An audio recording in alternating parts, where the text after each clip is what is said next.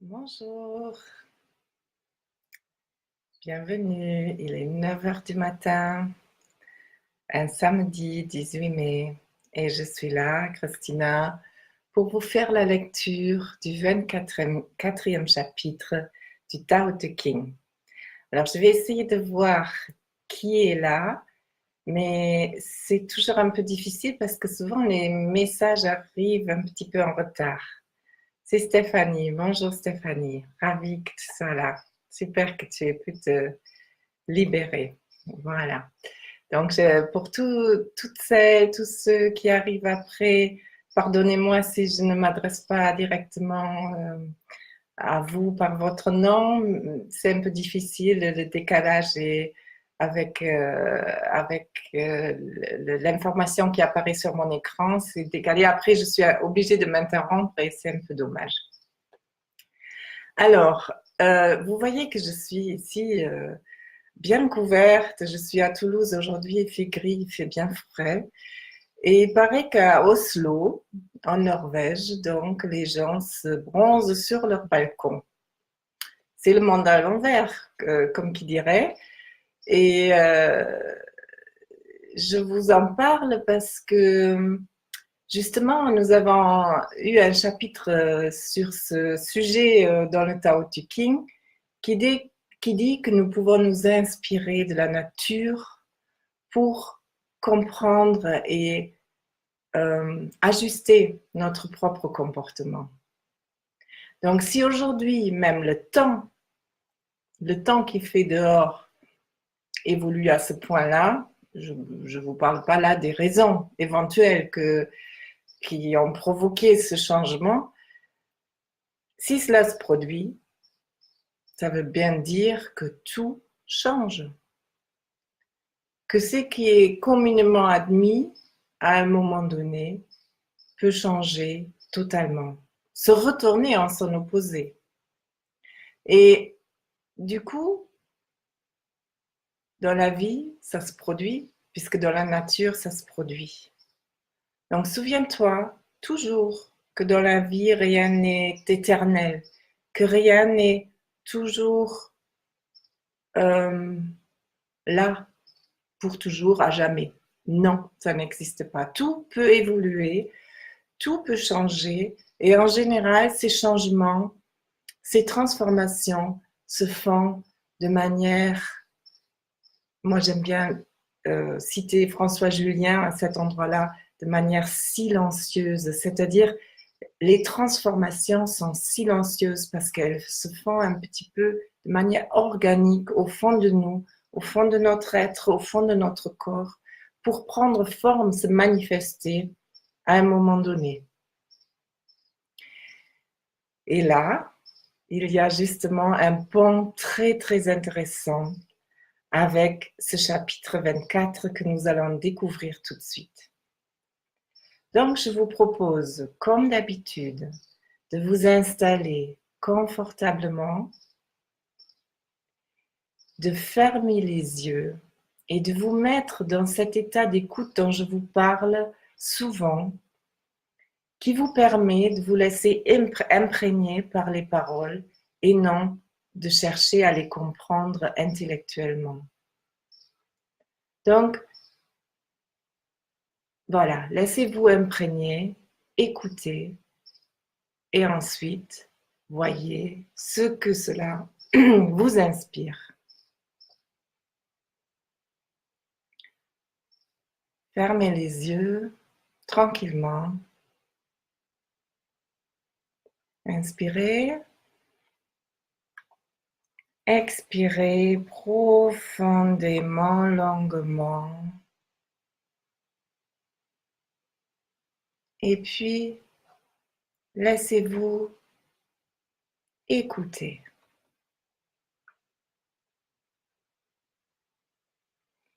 Qui se dresse sur la pointe des pieds ne tiendra pas longtemps debout. Qui fait de grandes enjambées ne marchera pas très loin. Qui s'exhibe ne rayonnera pas. Qui s'affirme ne s'imposera pas. qui se glorifie ne verra pas son mérite reconnu, qui s'exalte ne deviendra pas un chef. Ces manières sont, pour le Tao, comme sont les restes de nourriture et les tumeurs qui répugnent à tous. Celui qui connaît la loi de la nature ne fera pas ainsi sa demeure.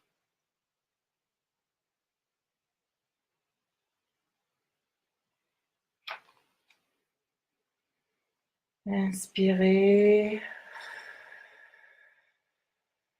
soufflez profondément.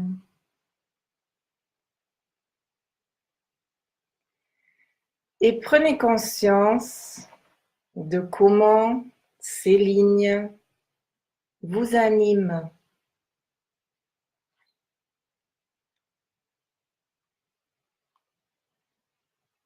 Qu'est-ce que cela vous inspire?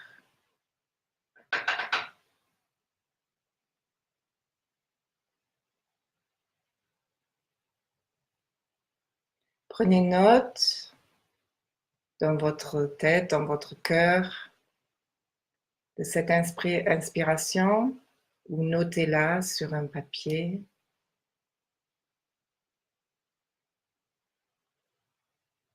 Et puis voyons ensemble ce que nous pouvons faire de ce texte.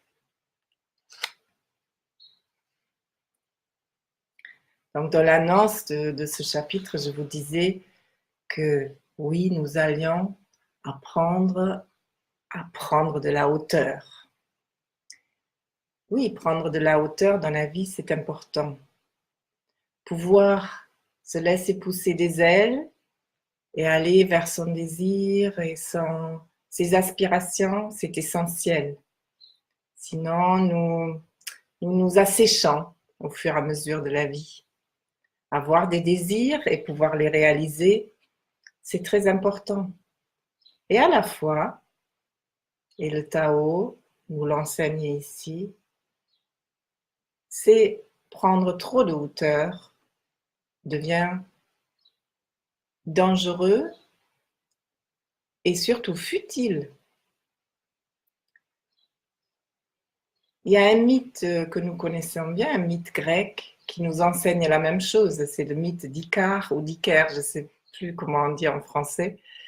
Je mélange les deux, Icare et Car, c'est la même chose, mais Icare, il a construit des ailes de cire pour aller s'envoler, attraper le soleil. Seulement quand il s'est approché du soleil, ses ailes ont fondu. Et il est tombé de bien haut. Voilà ce qui est arrivé à Icare et voilà ce qui arrive selon le Tao, qui s'intéresse aux lois de la nature, ce qui arrive lorsqu'on prend trop de hauteur. Lorsqu'on prend une hauteur inconsidérée, c'est-à-dire une hauteur qui ne respecte plus l'ancrage au sol, on pourrait dire ça comme ça. L'ancrage au sol veut que nous puissions nous réaliser sur Terre. Et sur Terre, c'est parmi d'autres êtres.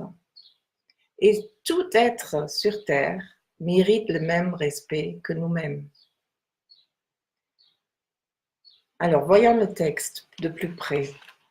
Qui se dresse sur la pointe des pieds ne tiendra pas longtemps debout.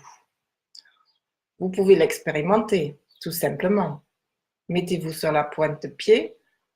Bon, vous tiendrez, si vous êtes bien entraîné, si vous avez un bon équilibre, vous tiendrez un certain temps. Mais vous ne tiendrez pas tout le temps.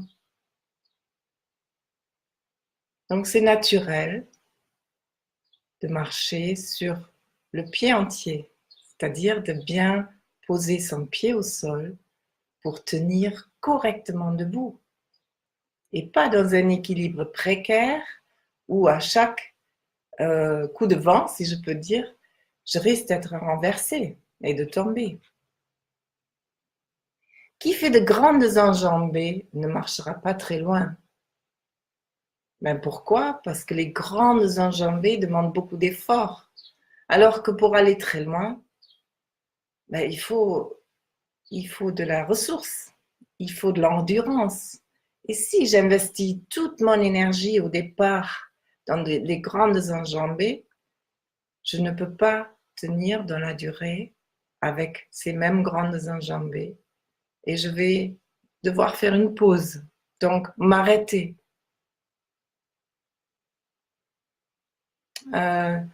Nous avons la fable de La Fontaine, du lièvre et de la tortue, hein, qui dit la même chose, qui raconte la même histoire. Alors, qui s'exhibe ne rayonnera pas. Pourquoi, lorsque l'on s'exhibe, on ne rayonne plus? Parce que quand on s'expose, quand on s'exhibe, on s'expose. Voilà.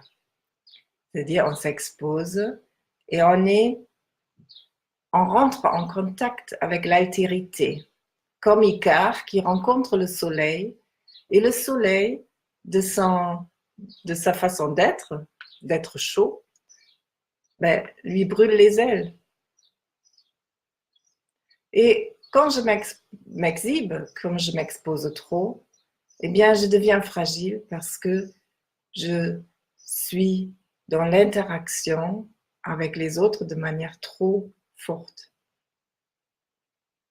Pas forcément voulu pour l'autre. Donc, il m'agresse parce qu'il se dit « Oh, mais moi, je t'ai rien demandé. Qu'est-ce que tu viens t'exhiber là? Qu'est-ce que tu viens te montrer là ?» Hein, quelqu'un qui prend trop de place. Peut-être vous en connaissez des gens dans votre entourage.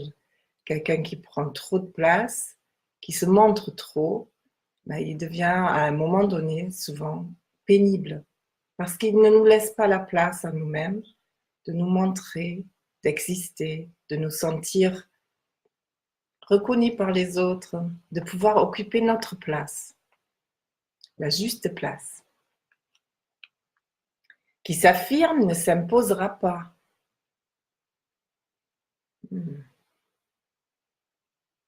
Qui s'affirme ne s'imposera pas. S'affirmer, c'est nécessaire pour justement prendre sa place.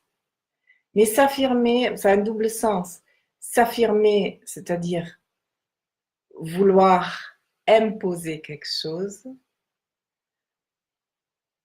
nous empêche de nous imposer naturellement, d'imposer notre autorité naturelle, c'est-à-dire celle qui fait que j'ai une place au monde, celle qui fait que je me sens enracinée, que je tiens debout et que, quoi qu'il arrive, je suis là, j'ai ma place.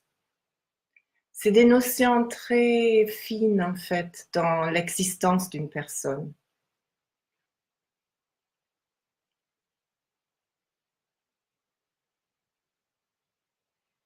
Qui se glorifie ne verra pas son mérite reconnu. Et oui, c'est pénible, les gens qui disent toujours « moi je suis extraordinaire, moi j'ai fait ceci, j'ai fait cela ». C'est un peu pénible, et puis les gens se détournent. Les gens se détournent parce que ça n'apporte rien, ça ne leur apporte rien. Ça donne l'image de quelqu'un qui fait les choses pour se valoriser et pas pour donner quelque chose aux autres. Tout ça, ce sont de très longs sujets. On rentre là vraiment dans la relation, dans l'interaction et dans les subtilités de à la fois pouvoir prendre une place et partager l'espace commun. Le Tao vise toujours, enfin la philosophie chinoise vise toujours l'application concrète, donc bien sûr aussi sociale puisque nous sommes des êtres sociaux.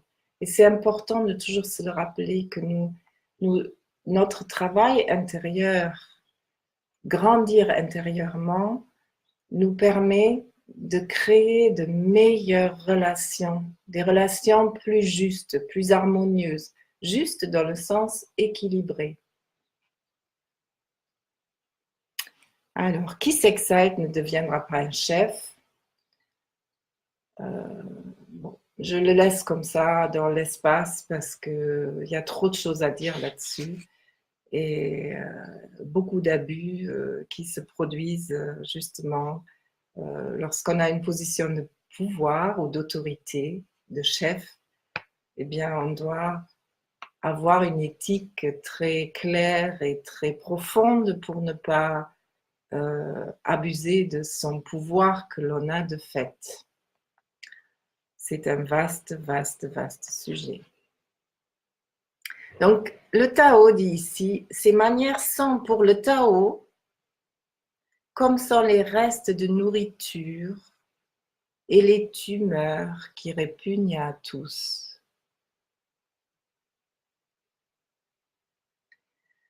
Voilà, donc être dans un excès de mouvement, sur la pointe des pieds, des grandes enjambées, de s'exhiber, de s'affirmer, de se glorifier, de s'exalter, des mouvements extrêmes vers la hauteur, vers la glorification de l'ego en fait, de se grandir exagérément.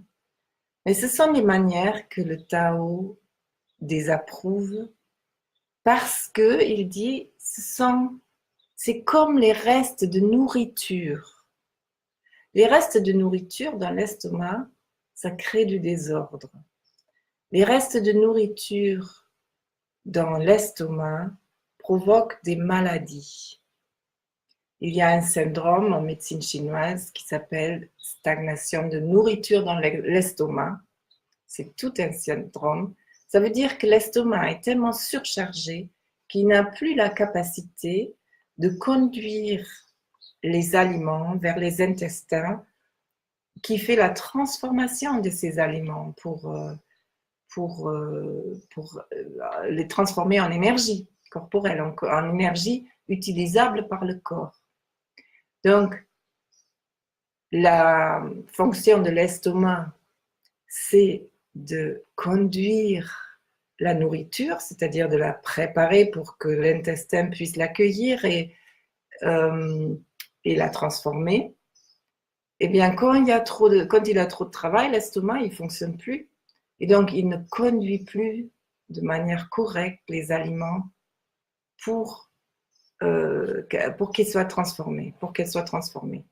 Donc, bien sûr, ça crée des problèmes et notamment, un des premiers symptômes, c'est le cœur qui va être attaqué par un circuit. Bon, la médecine chinoise, c'est toujours complexe, c'est la complexité des interactions. Et la stagnation de la nourriture dans l'estomac va provoquer une attaque du cœur et donc de l'esprit. L'esprit va être troublé parce que le cœur ne pourra plus fonctionner à un rythme correct qui lui permet d'accueillir les influences extérieures, en accueillir l'impact émotionnel et faire son travail d'empereur, de diffuser toutes ces émotions dans toutes les fonctions corporelles pour que ce soit digéré. Voilà, c'est complexe tout ça, mais voilà le lien entre ce que je prends en tant que nourriture de l'extérieur qui arrive dans mon estomac et comment cet impact, enfin cette prise de nourriture a un impact sur mon esprit, mon émotionnel, au-delà des fonctions elles-mêmes. Donc, bien sûr, ça, on n'aime pas ça. On n'aime pas être encombré de la sorte et on a tout intérêt à stopper cela. Voilà, et ça va même plus loin parce qu'il parle de tumeurs qui répugnent à tous. Oui, tout ça, ce sont des tumeurs. Si on crée une image d'une nourriture trop importante dans l'estomac, voilà, ça crée des tumeurs déjà visuellement. Et on peut tout à fait imaginer comment, en fait, plus j'accumule, plus je vis dans l'excès, plus je nuis à ma santé de manière profonde. Donc, on avait l'exemple de la nourriture, mais bien sûr, il y a l'exemple de tout. Hein. Si je fais trop d'efforts, tout ce que je fais de trop va nuire à ma bonne santé. Comme aussi si je fais pas assez de quelque chose. Hein. Voilà, donc il conclut en disant, celui qui connaît la loi de la nature ne fera pas ainsi sa demeure. Et oui, les lois de la nature sont l'ajustement pour créer l'équilibre. Et ça, ce sont des cycles, des alternances, des transformations, des traversées. Tout ça existe pour créer cet équilibre qui se cherche dans un grand tout, comme dans ton organisme. Comme dans ton organisme qui cherche toujours à équilibrer et qui va trouver le chemin pour construire l'équilibre qui lui est nécessaire. Et quand tu lui rajoutes pas trop de travail, il se débrouille très très bien. C'est quand tu lui donnes trop de travail par les excès que tu risques de le déséquilibrer trop et il n'y arrivera plus tout seul. La pratique du Qigong, bien sûr, là, aide beaucoup. Nous sommes dans le domaine de la médecine chinoise et le Qigong est un des moyens d'aider à réguler l'organisme régulièrement. Voilà pour aujourd'hui, pour cette lecture du 24e chapitre. Je pense que ça nous donne beaucoup d'informations sur comment ne pas nuire à cet équilibre qui peut s'établir naturellement. Comme d'habitude, j'ai posté le lien pour que tu puisses entrer en contact avec moi si tu souhaites approfondir ce travail intérieur pour toi-même, aller ton chemin et être accompagné. Eh bien, je suis là pour toi. Et puis, je te souhaite un bon week-end, pardon, un bon week-end doux, je l'espère. Et je te dis à la semaine prochaine pour le 25e chapitre, qui sera, je ne suis pas sûre encore en direct ou enregistré. Je ne serai pas à Toulouse, donc je vais faire mon possible pour être là en direct, mais ce n'est pas sûr. Voilà, donc à très vite, un très bon week-end et merci de votre écoute et surtout, n'hésitez pas à faire des commentaires dans le groupe, ça serait tellement plus intéressant, tellement plus vivant. Et je sais que ceux qui écoutent me font des retours en privé et je vous remercie énormément, mais partager, c'est très riche pour tout le monde. Donc, à très bientôt et bon week-end.